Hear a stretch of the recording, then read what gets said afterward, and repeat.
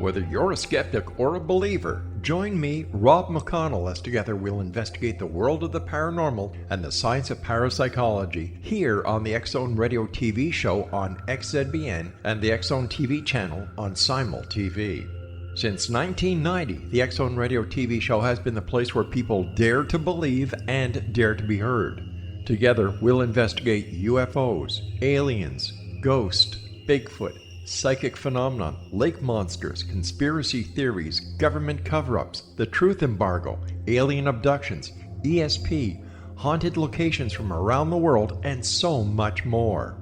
With over 28 years of broadcasting and more than 4,500 individual guests, the X-Zone is truly a place where fact is fiction and fiction is reality, as evidenced by the credibility, integrity, and professionalism of the guests that we bring to our international audience. If you have seen a UFO, had a close encounter, seen a ghost, Bigfoot, lake monster, or a story that you would like to share or have investigated, contact me, Rob McConnell, by sending me your email to xzone@xzoneradiotv.com, or you can call toll-free 1-800-610-7035, extension 143, and on Skype, X-Zone Radio TV.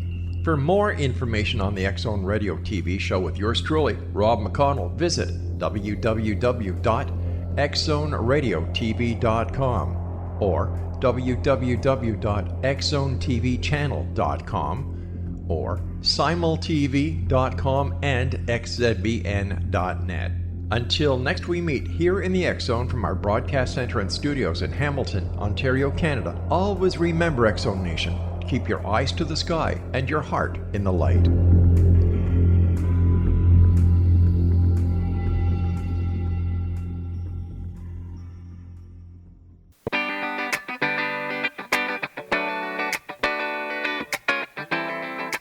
Welcome to the Connecting with Coincidence radio show with Dr. Bernie Beitman, MD, bringing together the world's synchronicity experts to help you use meaningful coincidences to develop spiritually, psychologically, and practically. For more information, put Connecting with Coincidence into your web browser to find the book, website, Psychology Today blog, YouTube channel, and Facebook page. And now, here is the host of the Connecting with Coincidence radio show, Dr. Bernie Beitman, MD. Yes, and yes. Welcome. And thank you so much for being with us. Each week, you loyal listeners fuel the blazing flames of coincidences. And by far, the biggest compliment you can give us is spreading the word about this show, because word of mouth is how we grow. Thank you for listening. We appreciate you so very much. The dog that trots about finds the bone. That's how serendipity works. Yeah, the dog that trots about finds the bone. Serendipity guides me to find guests for this show. Lately, I've been finding people who confirm my personal experience with nature, that nature is conscious and can communicate with us if we are interested and alert. Our guest today communicates with horses. I recently found another person who had a year-long relationship, with an octopus that he used to call Liquid Superstar.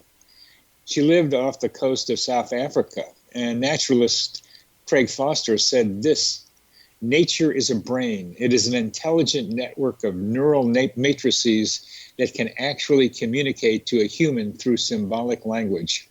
It's doing it the whole time, but mostly we don't see it or hear its voice because it gets lost in the wind of industrialized madness. It's so complex and so beautiful. Rosalyn W, our guest today, her life changed profoundly when she fell off a horse. Since then, she's written 2 books on human-equine communication and has grown a growing clientele as an equine empath, facilitating communication, awareness, and healing between horses and their human companions. Rosalyn earned her PhD in religious studies. She's an associate professor at the University of Virginia School of Engineering and Applied Sciences, where she teaches engineering ethics. As a scholar, she has explored the intersecting realms of emerging technologies, science, fiction, and myth, and the links between the human and non-human worlds. She's authored 2 award-winning books in the body, mind, spirit genre. One, When the Horses Whisper, 2013, and a Nautilus Book Award Silver winner, Waking Beauty, came out in 2016. Welcome to the show, Rosalyn. Oh, good morning. Welcome. Thank you. Glad to have you. Now, I think one time we were talking before about that falling off the horse thing, and that was so dramatic because it changed your life. And I'd like our listeners to know what happened when that horse and you parted ways. Yes, I was in Costa Rica, and I was there for the purposes of finishing a science fiction novel I was working on, but I also was there to grieve the end of a 30-year marriage. I was by myself, sequestered in a cottage in the forest for days. And after about 5 days, I thought I need to get out and get some fresh air. So I went on a trail ride. And I went on the trail ride with the woman who owned the facility where I was staying and about 4 other guests. I was at the back of the line of 5 horses, 5, 6 horses. We crossed the river REL. And I was sort of having a lovely, relaxing time. And I don't know actually how it happened exactly, but I slid off of the saddle and down into the water. And I remember the feeling of the seeing the light shining through the particulate matter of the water as it went by. And then I stood up and I started laughing, like for joy, gleeful laughing. And I can't quite explain that either, except that something had changed in me. But I looked up at the horse that had now climbed up onto the bank, and he looked back at me in trepidation. He was so upset. So I patted him on his butt, and I said, "I'm just fine, Teton." And I climbed back on to continue the ride. And that's when I realized something was really different. And how did you realize that something was really different? Because I heard Teton speaking to me. Aha. And that's the whole thing right there. You were in the river, and the horse looked back at you, and you could tell. And horses don't have facial expressions exactly, but they do kind of if you look, and their eyes tell you a lot. And so you could tell that Teton was concerned about what had happened to you, but it was more than that. You heard him talking with you. Tell us about that. Well, I heard him say, "I can't believe that happened. No one's ever fallen off of me before. Did you get hurt? Will I be in trouble? I think I'm going to be in trouble. I didn't do my job." And he was going on and on and on and on like that. "I didn't do my job. My job is to keep people safe who ride on my back. And you fell off. How did that happen? Did I do that? Did you do that? Are you okay?" And he just was incessant. And he was just, and I finally interrupted him. And I said, "Teton, I'm fine. I'm fine." And so then he stopped and calmed down. And it's as if we were both talking to each other in our heads. It's not as if he was moving his mouth like, in the Mr. Ed show, and I wasn't moving my mouth, and it wasn't audible in our ears, but there was this flow of a conversation. And I was feeling so alive in a way I had not remembered feeling before. And it just felt totally natural to be in this conversation with Teton. And the name for that I use is telepathy. Right. And he was talking and this is what people ask me when I communicate with trees, is the tree talking in English to me? And all I can say is I hear it in English. I don't know what the tree is doing. Well, that's right. And the thing is that I'll finish the story about Teton because it's important, but I will say that over the years since that's happened, now that I have clients and I work with people, I don't hear it as precisely as if there's a conversation anymore, but I still hear it and can translate it. And it's not as concrete as it was with Teton. With Teton, we continued for about 10 minutes talking, and I was reassuring him everything was fine. It wasn't his fault. There was no reason for him to get in trouble. And then at the very end, he asked me, he said, "You can really hear me, can't you? You can really understand me," as if he was surprised. And I said, "I can." And then Teton responded, "Then I need your help. Would you help me?" I said, "Well, how can I help?" "Tell Debbie and Debbie's the name of the woman who owns this facility. Tell Debbie she's wrong. She's wrong about me. I don't need to go back for more training. I just need a break once in a while. And so what happened was that it's essentially this corroborated the fact that I was hearing this horse, because when I told her, she was really surprised, and she demanded to know, how do you know about that? How do you know about that? Because in fact, the stableman... You told her, I don't want to just be clear with our audience, you told her that Teton didn't really need to go back for training. Oh no, I told her that Teton had a message for her. Oh. And she said, what? She didn't, she looked at me, cross-eyed, because that doesn't make sense to people, generally speaking. I also waited till the other tourists were gone. I had dismounted, and I went back into the tack room and quietly said, I have a message for you from Teton. He's asked me to relay to you. And she looked at me funny, and I told her. And then actually I left and went back and took a shower and rested. And it wasn't actually until dinner she came up to me and was almost, I don't know how to say this, but flummoxed. But she was, how do you know that? How do you know about that? How do you know that Teton was going to be sent for more training? It turns out that she and her stableman had been discussing this the week before I was there. I was not in the presence of the conversation, but it had happened. And they had talked about how he was not doing what he really should do on the trails, and maybe he needed to go back for more training. And he was adamantly clear that he knew exactly what he needed to do. He just needed a break. So she was really taken aback. And that's when I realized, oh gosh, this is real. This is real. How do you think that plop in the river made this happen? I have contemplated that question for a while. The best I can come up with is that I was in the process of letting go in my life, in marriage and all that, letting go, and trusting, letting go. And as I slid off that saddle, I had two split-second choices to make. One was to hold on for dear life, clench, and panic, and the other was to completely release. And in a split second, I completely released. And I think in that process, something else must have released it in me. Something else must have opened.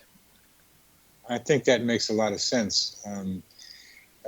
One of the variables that seems to increase coincidences is made up of three parts. And one of them you were right in the middle of, a major life stress, which is a marriage ending after 30 years. That's high on the list of stressors. And you had a need for something. You wanted some clarity. And you certainly had a lot of emotion right then, because you were falling off the horse. That was an emotional situation. And so weird things happen when regular reality's web gets torn. And that's another way of saying that what you described as the letting go, and that decision to let go became something that became part of your experience, and you let something in that otherwise would not have been in. And we're coming to the end of this segment. You're listening to Connecting with Coincidence. I'm your host, Dr. Bernie Beitman, MD. We're talking with Rosalyn W, author of Waking to Beauty.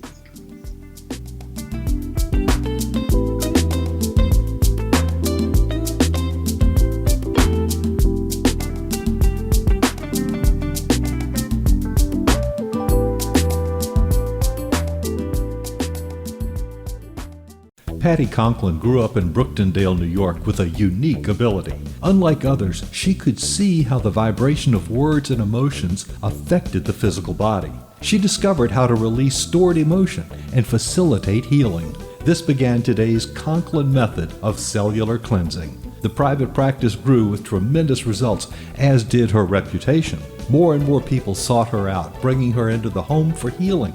She soon realized she could even teach this to others, and they could shift perception and thus prevent illness from occurring. Patty Conklin quickly became a frequent keynote speaker, and she developed a curriculum for teaching the Conklin method of cellular cleansing. For more information, visit pattyconklin.com. PattiConklin, PattiConklin.com, or call 404-474-0086. That's 404-474-0086.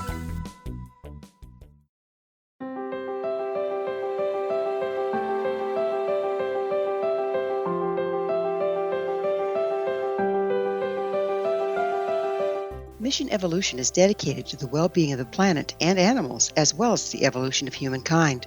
One major factor threatening all three is increasing toxicity. Heavy metals and other environmental toxins are poisoning our bodies, deteriorating our brains, blocking our spiritual connection, and shortening our lives. Yet these poisons are extremely difficult to remove. I'm Gwilda Wiyaka, and I recently became aware of a product created from the marriage of nature and nanotechnology called Vitality. It's formulated from zoolite, whose crystalline structure binds toxins, gently carrying them out of the body. The light is only as clear as the window through which it shines. Clear your body, shine your light into the world. Visit vitalityhappens.com for a 20% discount. Enter code PATHHOME.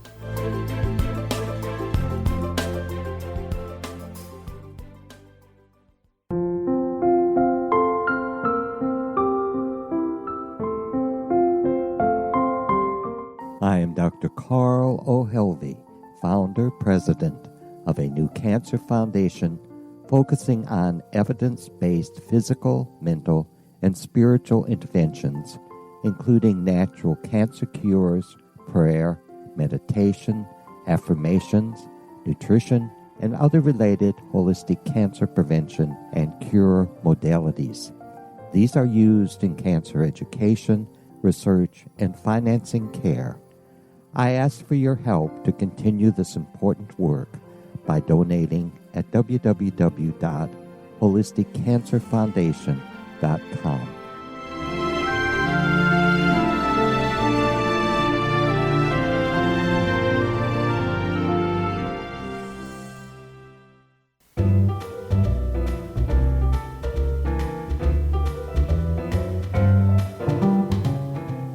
Welcome back to CC with BB. I'm your host, Dr. Bernie Beitman, MD. We're speaking with Rosalyn W, author of Waking to Beauty, and a person who communicates with horses. You were quite startled to get confirmation that Tutan was being planned to get out and get some more training. Did Debbie listen to you and give him a break? Yes, not only did she listen to me, but I was packing to leave that day, that next day, and she asked me at breakfast if I would come down to the stable to talk to one of her other horses, who she was very concerned about. And I didn't really know what I was doing. I had some capacities as a very young child with communicating with those who had passed over into death, but it had gone away. And so I really wasn't practiced. I didn't know about horses. I didn't know much about horses at all, let alone communicating with them. So I resisted and told her, I really don't think I can help you. But she was persistent. And I ended up learning that this particular horse, and that no one knew this, but this particular horse needed to be left by herself in a pasture. She had been kicking back when people were on her, and Debbie was going to actually get rid of her. And when I told the horse that she really needed to let us know what was going on, because otherwise they would have to send her away, she gave me a vision. And the vision was of her in a field. And I could see the field pretty clearly. So I told Debbie, and so we went to look for the field. And we had to pass through a gate. And when we passed the gate, I recognized it. And she said, well, that horse, Hitana, has been opening this gate so much we had to reinforce it. And I said, well, she's desperate. You've got to put her there by herself for a while. I don't know why, but she's telling me she has too much responsibility for the herd right now. Well, it turns out, I learned, there's something called a lead mare. And the lead mare is essentially responsible for the herd. And Hitana is that, and I did not know that when she told me. So the long story short is, I left. Debbie did, in fact, put her alone in that pasture. And about a week later, Debbie called me. I was back at my home in the U.S. She called me from Costa Rica and said, I want you to know it turns out that that mare, Gitana, was pregnant and she lost her foal in a miscarriage. So what the lesson there was that mare knew she was pregnant, knew the baby was in trouble, and needed to take her time and energy that normally she would have put on responsibility for the herd and put it on that pregnancy. And so Debbie was respectful enough of what she was hearing to follow the wishes of that mare. And in fact, she also did that with Titan. I've been back to that facility many times. In fact, When the Horses Whisper, that first book is based on conversations with the horses there, including Titan. And Debbie has now come to a point where she routinely sort of checks in with the horses themselves as part of her work with equine facilitated learning and therapy.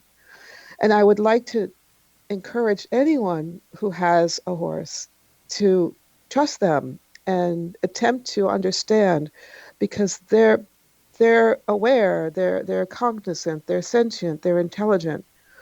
And it really changes our relationships with animals when we accept that and foster it in our, How did you explain to Debbie for how to communicate with her horses? Well, I think over time she learned herself. I think she watched me so much, and what I get is pretty direct, but she's starting to develop that for herself just by asking the horse, by the willingness to listen and to trust, and then trusting herself. And that's the thing with telepathy and psychic knowing. I do believe that it is a birthright of our humanity. That it is the birthright of life. It's part of life. And earlier you were saying that sort of the chaos of technology. I'm not sure the wording you used. You quoted the octopus guy, but I think that we unlearn it. Our formal schooling takes it away because we shift to the other part of the brain, and then denigrate the part of the brain that gives us that other way of knowing. But when you allow it and you start trusting it, as Debbie began to do, and she very much has done it in her work with other people, then the horses are more they're more inclined to try to communicate with you. Yeah, it starts with belief. You have to believe it's possible to communicate with the horse. If you don't have that belief, it's not going to happen. And then you try to find a way to communicate to the horse that you are there to communicate with the horse. You're open to being able to hear or understand what they're trying to say to you, what they need to be able to say to you. I just was walking in the woods and ran into a guy whose dog was hiding behind his legs. And I looked at the dog and said, "What are you doing? I'm supposed to be afraid of you. You're not supposed to be afraid of me. You're a dog." And I kept saying that to her. And after a while, she just leaped happily from behind his legs and let me pet her. It's to believe that you can communicate with them is the start of it. And then to try to find a way that it will work for you. Some people are probably better with horses and others with dogs and others with cats. And people who have animals around the house and know they can communicate with them. What I like to be able to get people to do is know that plants too have consciousness with which we can do something like what you're doing with the horse. There's a researcher in Italy named Stefano Mancuso, and I actually went to see him because I was more and more wanting to understand about the consciousness and the sentience of all life. And he's doing this amazing research where he takes film that he slows. What's the technical term when you slow down film really, really, really slow? Anyway, and he puts it on plants and he watches them. And then he speeds it up, of course, to see what's going on. And he said the only reason why people don't realize just how intelligent plants are is because they express it at a pace that we don't perceive. But when he watches the film that he speeds up, he said that plants are competitive, they're crafty, they're manipulative, they do things to trick other species to feed them and support them. And he said that if you define intelligence as the capacity to solve problems, they are probably one of the more intelligent species on the planet. Yeah, it's pretty amazing work. Yeah, and trees move even slower than a lot of smaller plants. Yes, but now we know. Now we know what's happening at the root system is pretty sophisticated. Sharing of information in order to support other trees, and the relationship between the fungi and the root system and the trees. It's incredible. It's incredible. I wonder about those trees that I saw on a deck 19 floors up outside an apartment in New York City, that each of them are beautifully growing, but each is in a pot. So they don't have roots to communicate with. Good point. They do still have the chemicals that they release from their leaves, and they can send information to other plants through those. That's my understanding. Well, that's still the materialistic way of looking at them. I think there's still that same telepathy-like capacity that you have with horses, that plants and trees can have with each other. I think they are also communicating above ground in means in addition to chemicals among and between them. Perhaps in ways we just haven't learned how to measure or detect with the instruments that we use for the material world. Exactly. So I was up there looking at the king and queen trees that I communicate with for the last 9 or 10 years, 9 years about, and this time it wasn't as it usually had been. It was like there were the two trees, and there was a third one behind them that I learned about only recently. And I stood there as a fourth tree, and I became part of them. I wasn't that different from them this time, and that's been happening in that direction. But there were the four of us, and then they connected me further with the trees around them. One showed me more clearly the environment and therein, the neighbors they have. And then they said, we know you like water, so go down by the waterfall and listen over there. Yeah, I don't think I have that capacity that you have with trees, but I can tell you that the place I most consider church is Muir Woods in California. Yeah. Especially when there are no people there. I like to go off season when there are no people there. There's something that happens to me there that I can't quite put to words, but it is a feeling of connection with something ancient and wise. If you go up the road to Mount Tamalpais, past the entrance to Muir Woods and park, you can go down and enter the backside of Muir Woods. Ooh. And it's, you got to go down a hill to get there, but it will give you a similar feeling whether there are people there or not, because if there aren't people back there. And around here in Charlottesville, those trees I was talking about are in Mint Springs, which is near Crozet. Mm-hmm. And that's my place. But each of us have our own capacities, and that's what I'm trying to be able to have people do, is like, what kinds of beings can you interact with? And you're showing us horses. I don't have that because I haven't been around horses probably. I like dogs that I can do it with, and trees. That's my groups. Those are my groups. And other people will have different ones. The point of what we're making here, you and I, Rosalyn, is saying that people have to believe in the capacity to communicate with the sentient beings around them. And that includes whatever is around them. And they can do it if they believe it and start going for it. We're coming to the end of this segment. You're listening to Connecting with Coincidence. I'm your host, Dr. Bernie Beitman, MD. We are talking with Rosalyn W, author of Waking to Beauty.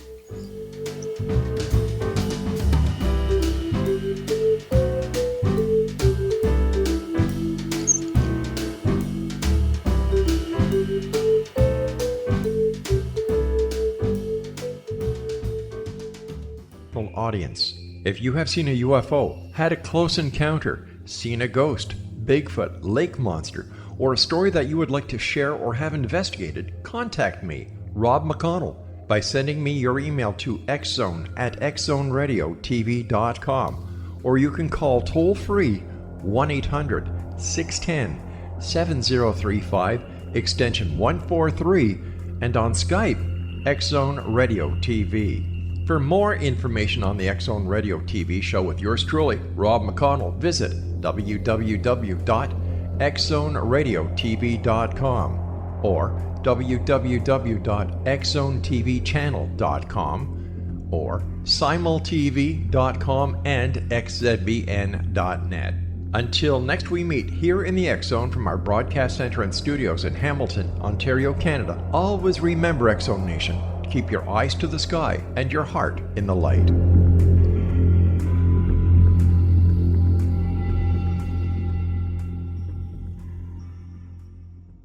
Join Patty Conklin and Healing Within Radio each week. More than entertainment, Healing Within offers educational, useful tools for everyday life. Listen for help overcoming fear, anxiety, and depression. Patty knows about eliminating cancer, MS, dementia, Parkinson's, and a host of illnesses that we face every day. Life can be good. Life is good. All you need are simple tools to start changing your life. Start right now by visiting pattyconklin.com, PATTICONKLIN. No matter where you are in the world, you can work with Patty through Skype, phone, or in person, visiting one of her retreats in Georgia. Visit pattyconklin.com today, or call our offices at 404-474-0086. That's pattyconklin.com, or call 404-474-0086.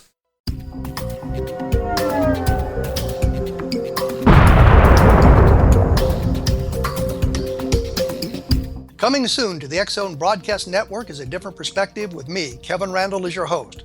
We'll be taking a close look at what is happening in the world of UFOs today with side trips into the paranormal. Guests will range from those who are household names to those who have a different perspective on a variety of topics. No topic will be taboo, but there will be tough questions asked as we all search for the truth about UFOs, the paranormal, and those things that excite us. Sometimes we'll agree with a guest and sometimes we won't, but we'll try to keep the program topical. For those of you who would like to read, be sure to visit www.kevinrandall.blogspot.com, and remember to listen to the other fine programs on the X Zone Broadcast Network at www.xzbn.net.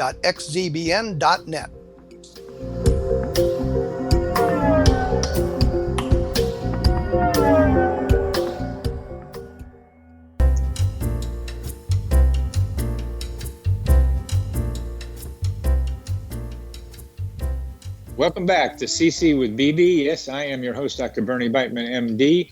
We are speaking with Rosalyn Byrne, author of When the Horses Whisper.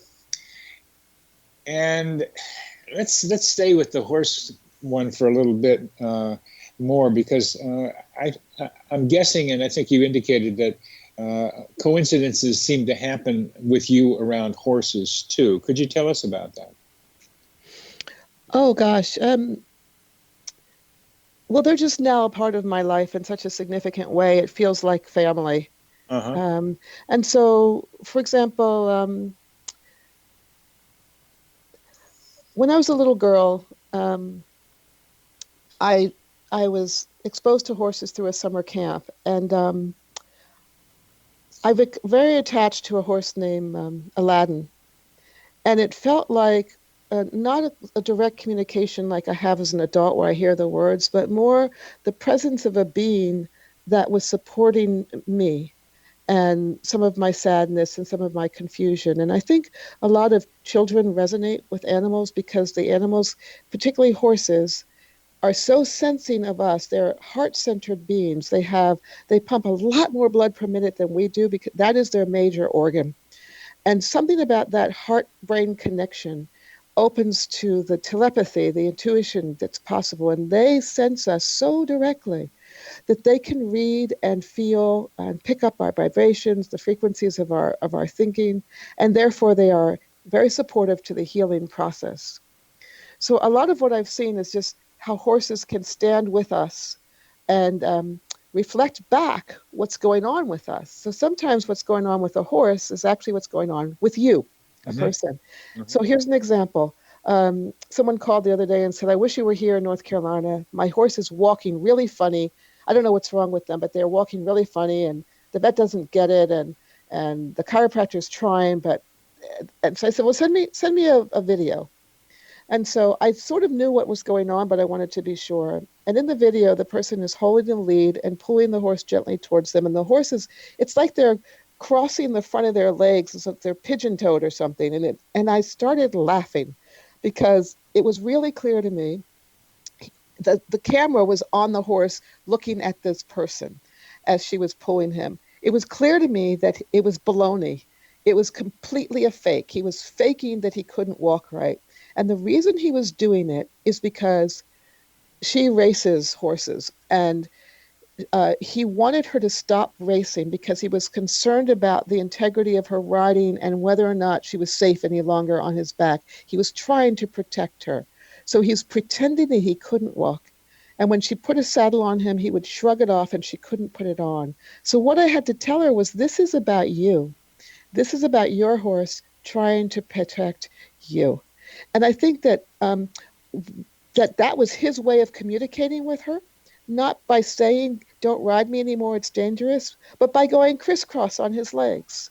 That's cool. That's very cool. And you're indicating a couple of things about you that made talking with horses more possible, because you were able to, in the past, when you were younger, communicate with people who have died.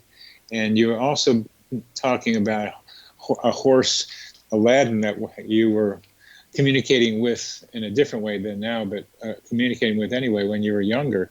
So you've had experiences that have told you that it's possible to communicate in ways that modern technology, modern ethos doesn't allow us to do.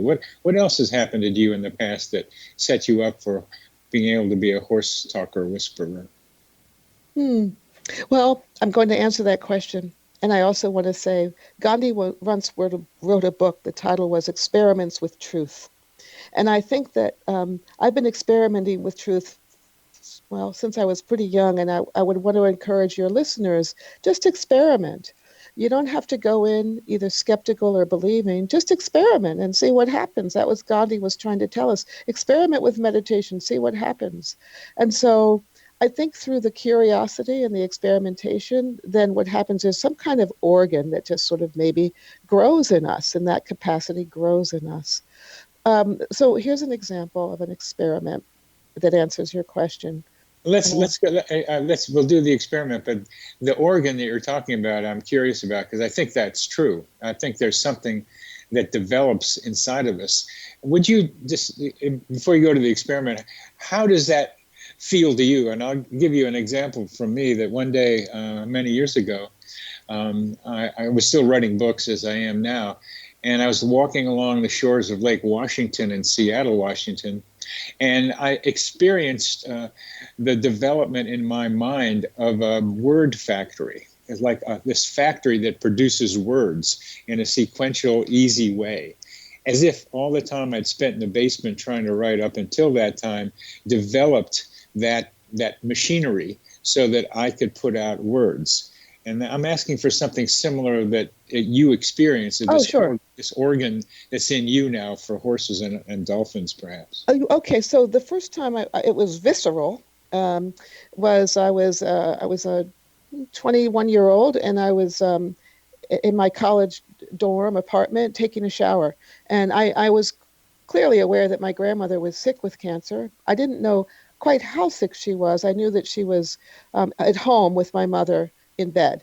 But anyway, I was taking a shower, and I feel a vibration move from the bottom of my feet up through my legs, up through my thighs, up through my body, and out through my head within about maybe 5 seconds. It was like a frequency going through my body, and it was out. I turned off the water. I got out, and I thought, oh my goodness, what just happened? Something just happened. And then the phone rang, and my mother was on the phone crying, saying she's gone. She just died.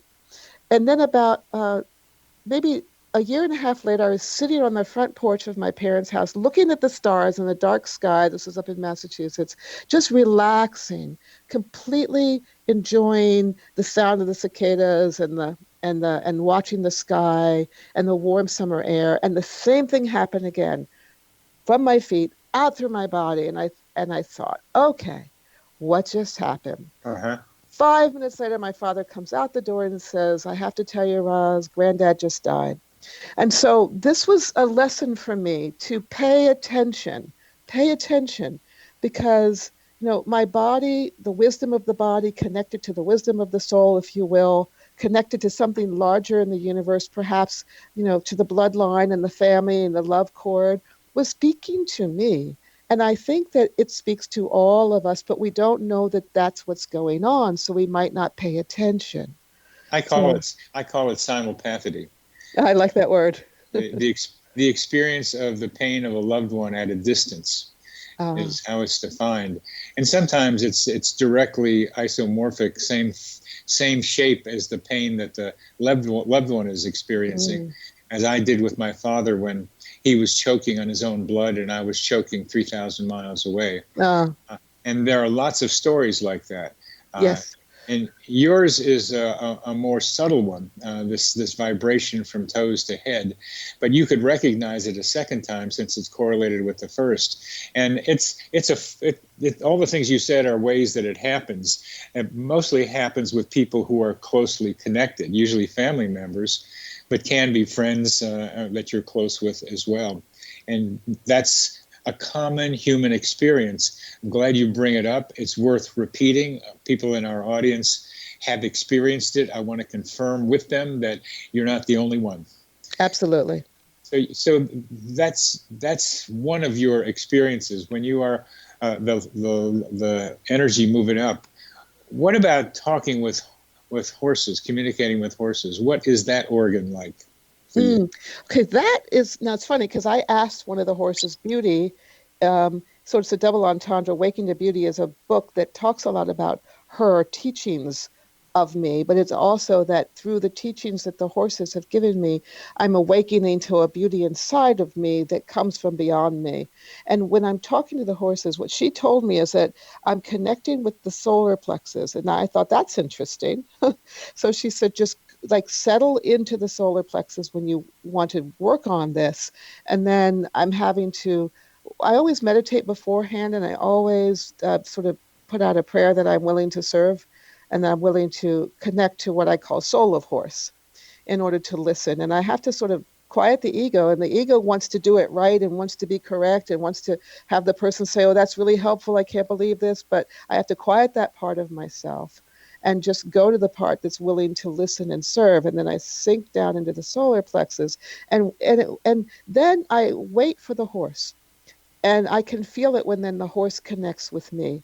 And my daughter, who's a photographer, was once with me in a barn, and it's a pretty big barn, and there were like 20 horses, 10 on either side of this center aisle.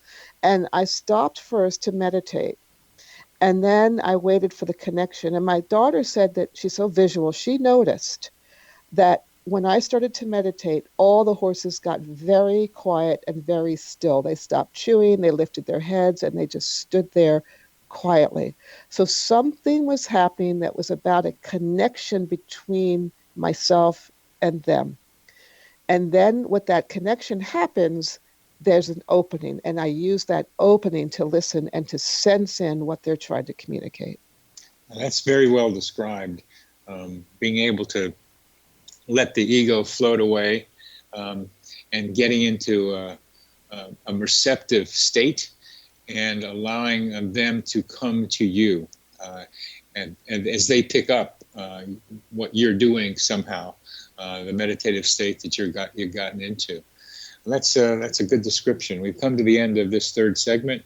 You're listening to Connecting with Coincidence. I'm your host, Dr. Bernie Beitman, MD. Our guest is Rosalyn W, author of Waking to Beauty, and that means waking to her own inner beauty besides the horse beauty.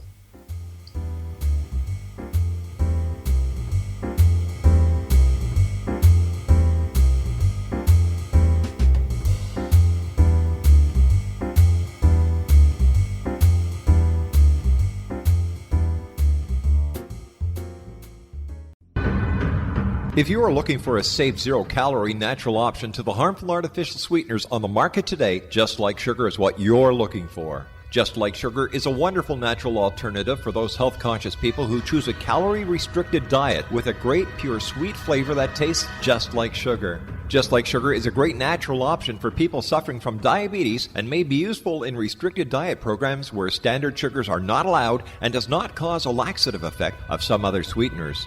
Just Like Sugar comprises a perfect blend of chicory root fiber, natural calcium, natural vitamin C, and Just Like Sugar's sweetness comes from the natural flavors from the peel of the orange. Just Like Sugar is a natural alternative to harmful artificial sweeteners and will change the way that you believe all natural sweetener products taste. Just Like Sugar is available at your local Whole Foods markets, Wild Oats markets, Henry's, Sun Harvest, and many other fine natural food stores in the U.S., Canada, and worldwide. They are here, and they've been here for thousands of years, making their presence known in the shadows. They might be seen by a lonely motorist on a deserted road late at night, or by a frightened and confused husband in the bedroom he is sharing with his wife. But who are they? What do they want? Why are they here? Perhaps most concerning, has the government been aware of their presence all along? The new book by REL-MAR, UFO Disclosure, the 70-year cover-up exposed, delves into the world of UFOs. Can full disclosure be soon? Order now and receive a free hour and 37-minute DVD on the UFO phenomenon. UFOs are real. Get both the book and the DVD, a $40 value, for only $19.99. To order your book and DVD today, go to lamarzulli.net. That's LAMARZULLI.net. You have heard of the X Zone? Now watch it on Simul TV, plus 500 video games, live TV channels, free video on demand, worldwide, and more. Does this sound like tomorrow's television? Well, it is, but you can have it today, right now. It is Simul TV. Simul TV offers what the others only wish they could provide. 15 exclusive channels like X Zone, sci-fi, and horror. We are worldwide. No other provider offers that. 500 built-in video games. No need to have an extra expensive system. We have them included. Free video on demand.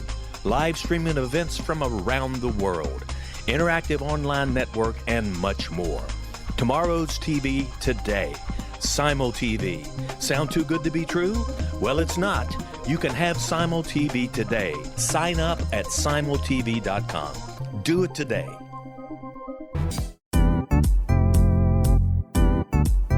Memorable dynamic presentations are a not-so-secret weapon in the business world. Do you have a powerful message that must be shared, but you haven't found a way to deliver that message? Do you want to be known as a top public speaker who gets amazing results? Are you ready to create and deliver your powerful message? Thomas Hides can help you create and deliver your speech to get the results you desire. Visit iconquality.com. Did you expect your business to flourish, but instead it plateaued or didn't get off the ground yet? Would you like to achieve massive goals and discover new sources of income within your business? When you're ready to experience that type of success with fast results, Cindy Hendricks is the business coach for you. Her work with entrepreneurs and business owners has been life-changing. To get you and your business where you want to be, go to imaginemoresuccess.com. Has the fear of public speaking stalled your business or personal life? What would you give to develop and maintain supreme confidence? Have an invaluable private program to always perform at your best. Imagine how you would feel. You can have all that and so much more today with Thomas Hides' life-changing course called Number One Fear Unleashed. Visit numberonefear.com and be liberated from your fear of public speaking.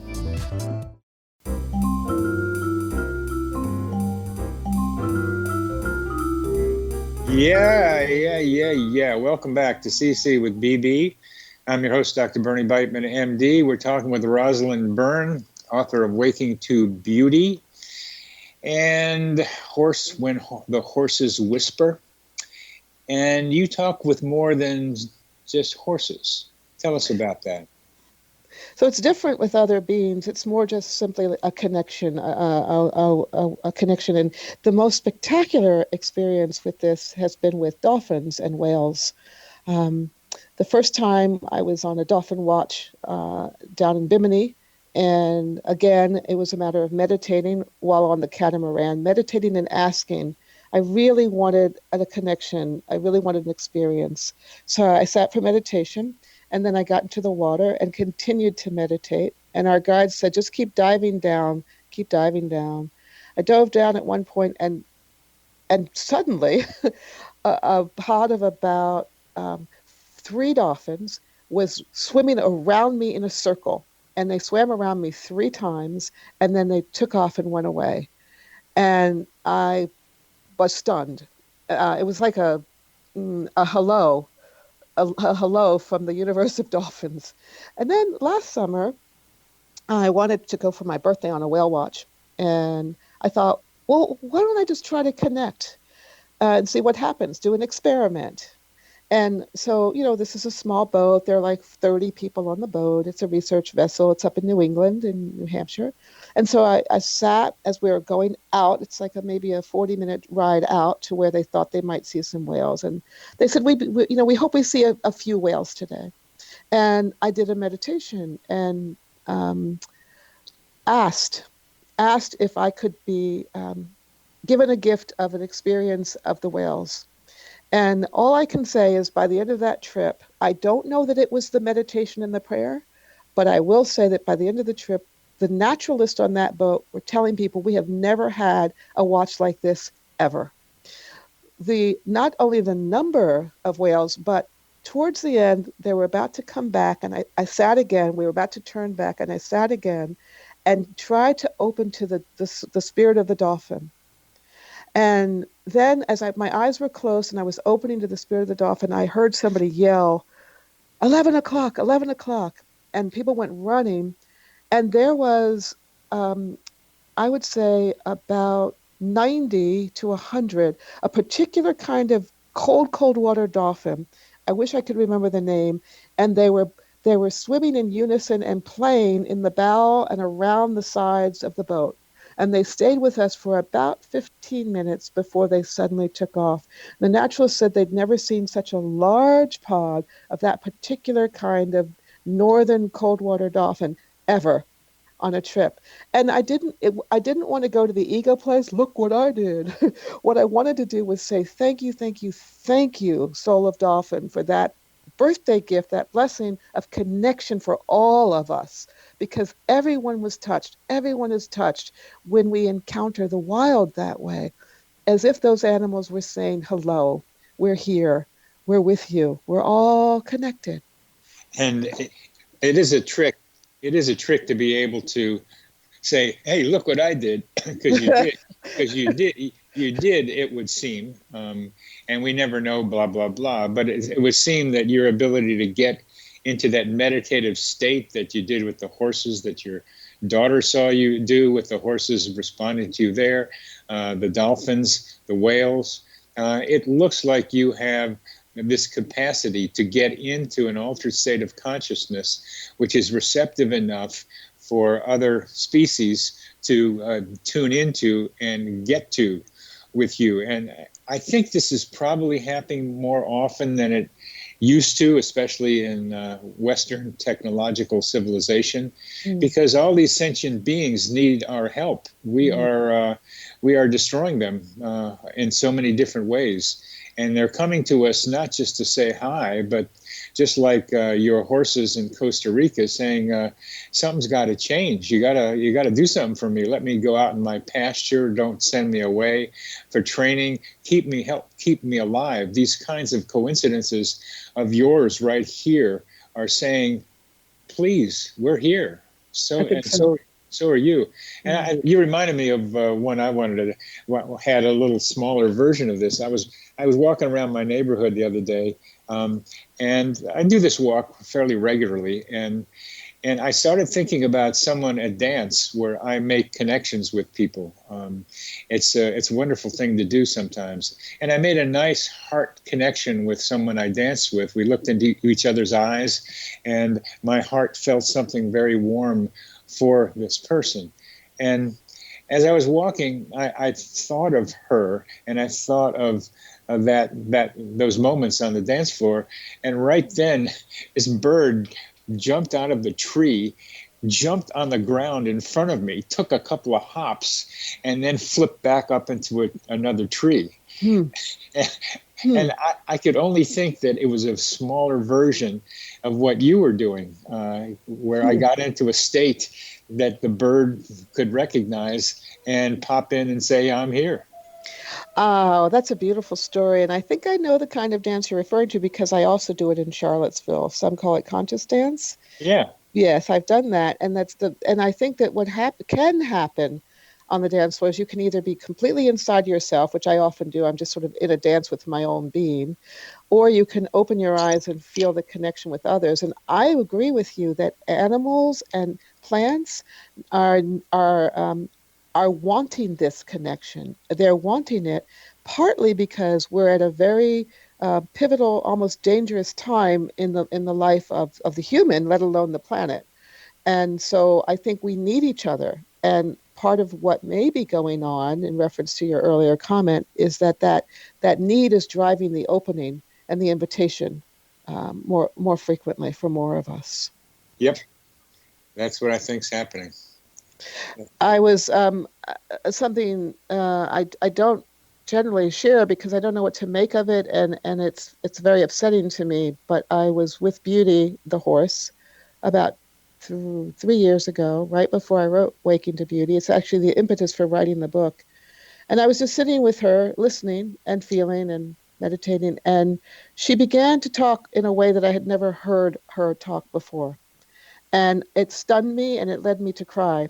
She said, the planet is in the process of repelling the human species because it's come to a point where the planet can no longer maintain the life of the planet in the face of the human's behavior.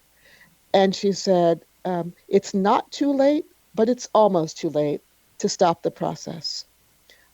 I didn't know what to make of it. It wasn't like a threat. It was more like a warning that you're running out of time. And I don't know why I heard it. I didn't know what to do with it. I was shaking. I was crying. I thought, am I making this up? Where is this coming from? How does this horse know this? But Beauty is a wise being in the form of a horse. I do believe that. She's been a great teacher for me. And I think that I'm sharing that because I think it's not only sort of cool for us to do this, but it's essential for us to begin listening and realizing that connection. It's essential for our own survival. I do believe that based on what Beauty told me. That's so consistent with the whole thrust of our discussion today. It's what we're talking about. It is cool talking with the trees and having that bird drop down. I love that one. And the connections you are making more profoundly with horses and dolphins and whales, and many other people are making connections with plants and animals like the octopus I mentioned at the top of the show. And these are ways that we are trying, as some of us anyway, to say we can't keep doing what we're doing.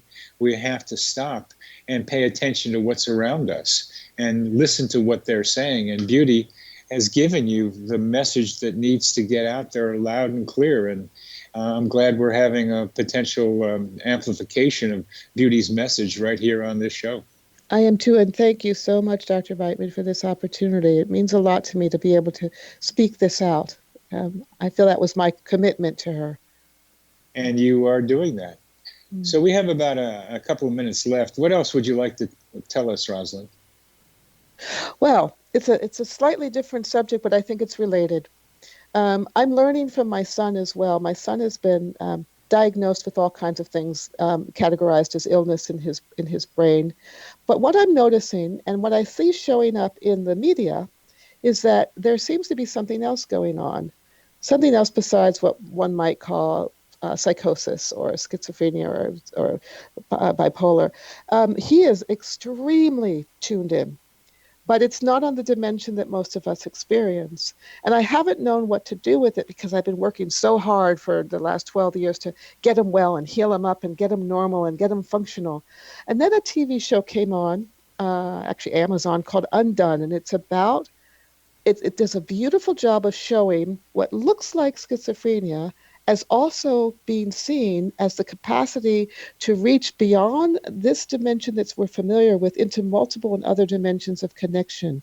And it's so heartwarming to me to be able to now turn to my son and look in his eyes and see the radiance of that connection that he's making, and to stop categorizing him with the umbrella of illness. And it's opened my heart. And when I'm in Washington and I see people with this so-called disorder, I'm also able to connect and feel heart to heart who they are.